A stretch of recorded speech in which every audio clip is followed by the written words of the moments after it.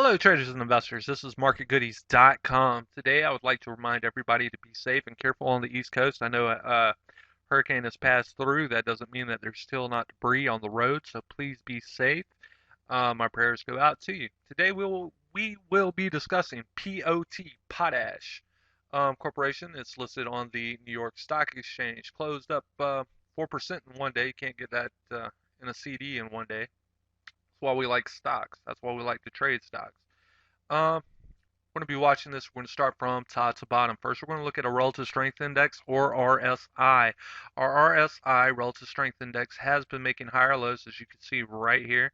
It is not overbought or oversold. It is just in the median range, about 55. That's how I use this particular indicator, as an overbought, oversold type of indicator.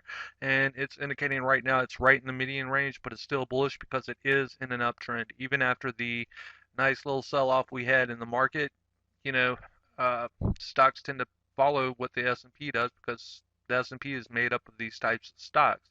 Okay, so we're going to look at our support levels and our resistance levels. Obviously, this is one of our resistance levels because it hit this and then it retraced. But if you look down here, it had actually consolidated in this particular range.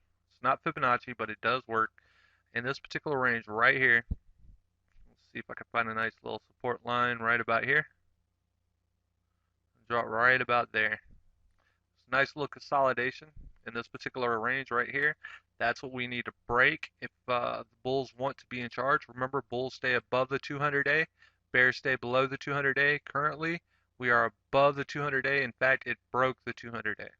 So what was prior support is now resistance. What was resistance is now prior support, meaning this was a prior resistance level. As you can tell, it consolidated right here. It tested a couple times. It retraced. Then it came back on Friday, as you can see right here. Volume slowly coming back, meaning investors are willing to give it another chance, another shot at it.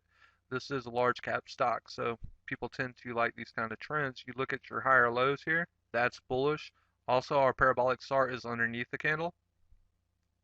That's bullish trend too. When they're over the candle, bearish. Want to see continuation in this? Make sure it's still bullish. Okay, a couple things we got to note are the support lines. Obviously, the 50-day moving average, even though moving averages are a lagging indicator, they are an indicator nonetheless and have to be respected. So we're going to draw a line right here. It has to hold that, but if it breaks that, you're going to have to look at your other support lines. Your other support lines would be right in this area. Of course, it would be the 200-day, but after the 200-day being a support area, it'd be this line too. So we want to make sure that holds, this level holds, and this particular level holds. Again, we are not financial advisors at marketgoodies.com. We remind you to do your own research and due diligence. Please sign up to marketgoodies.com today for your free newsletter. Also, our Twitter and our Facebook and our YouTube. Thank you. Have a great day.